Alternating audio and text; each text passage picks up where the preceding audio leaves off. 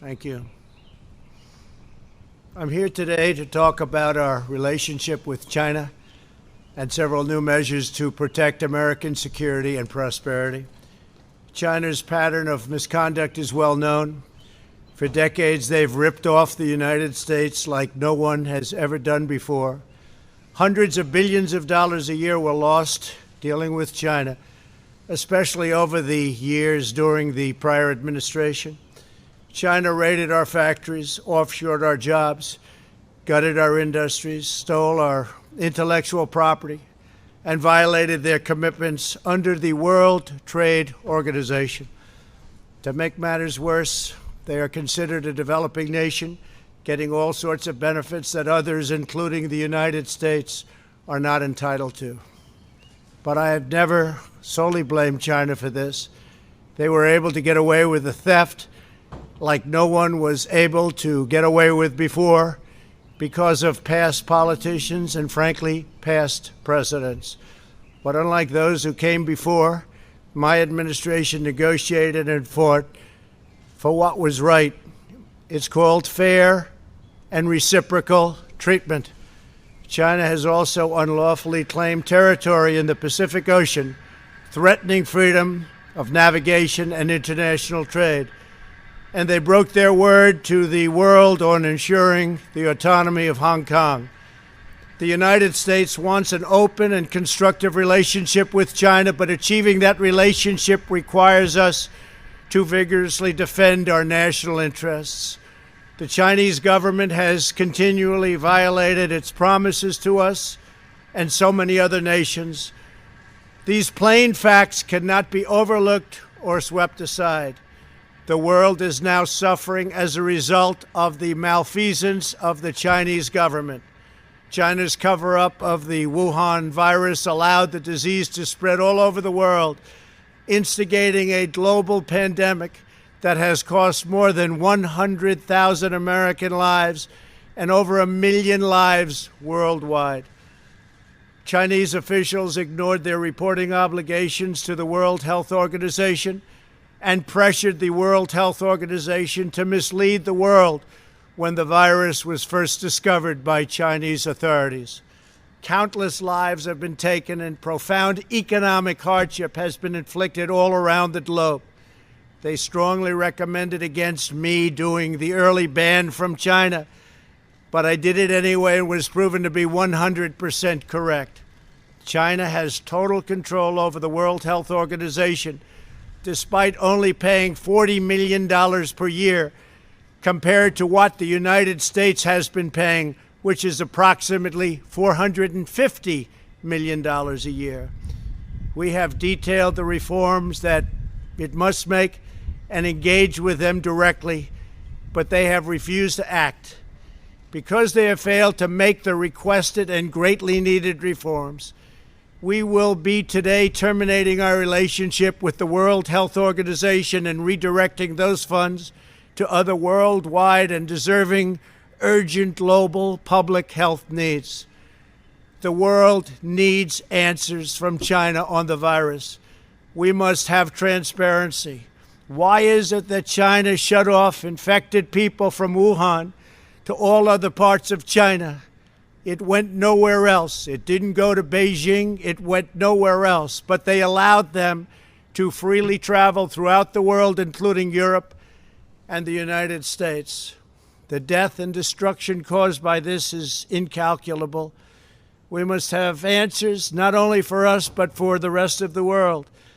This pandemic has underscored the crucial importance of building up America's economic independence, reshoring our critical supply chains, and protecting America's scientific and technological advances.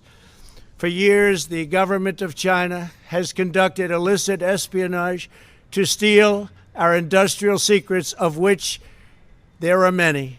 Today, I will issue a proclamation to better secure our nation's vital university research and to suspend the entry of certain foreign nationals from China who we have identified as potential security risks. I am also taking action to protect the integrity of America's financial system, by far the best in the world. I am instructing my Presidential Working Group on Financial Markets to study the differing practices of Chinese companies listed on the U.S. financial markets with the goal of protecting American investors. Investment firms should not be subjecting their clients to the hidden and undue risks associated with financing Chinese companies that do not play by the same rules. Americans are entitled to fairness and transparency. Several of the most significant actions we're taking pertain to deeply troubling situations unfolding in Hong Kong. This week, China unilaterally imposed control over Hong Kong's security. This was a plain violation of Beijing's treaty obligations with the United Kingdom in the Declaration of 1984 and explicit provisions of Hong Kong's Basic Law. It has 27 years to go. The Chinese government's move against Hong Kong is the latest in a series of measures that are diminishing the city's long-standing and very proud status. This is a tragedy for the people of Hong Kong, the people of China, and indeed the people of the world. China claims it is protecting national security. But the truth is that Hong Kong was secure and prosperous as a free society. Beijing's decision reverses all of that. It extends the reach of China's invasive state security apparatus into what was formerly a bastion of liberty. China's latest incursion, along with other recent developments that degraded the territory's freedoms, makes clear that Hong Kong is no longer sufficiently autonomous to warrant the special treatment that we have afforded the territory since the handover. China has replaced its promised formula of one country, two systems with one country, one system. Therefore, I am directing my administration to begin the process of eliminating policy exemptions that give Hong Kong different and special treatment. My announcement today will affect the full range of agreements we have with Hong Kong, from our extradition treaty to our export controls on dual-use technologies and more, with few exceptions. We will be revising the State Department's travel advisory for Hong Kong to reflect the increased danger of surveillance and punishment by the Chinese state security apparatus. We will take action to revoke Hong Kong's preferential treatment as a separate customs and travel territory from the rest of China. The United States will also take necessary steps to sanction PRC and Hong Kong officials directly or indirectly involved in eroding Hong Kong's autonomy and just, if you take a look, absolutely smothering Hong Kong's freedom. Our actions will be strong. Our actions will be meaningful.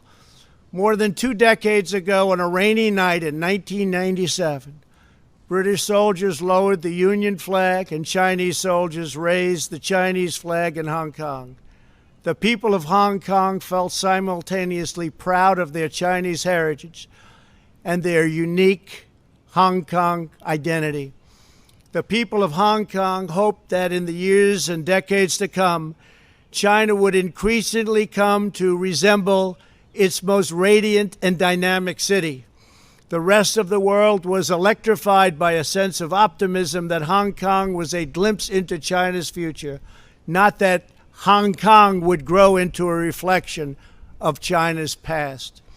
In every decision, I will continue to proudly defend and protect the workers, families, and citizens of the United States of America. Thank you very much. Thank you.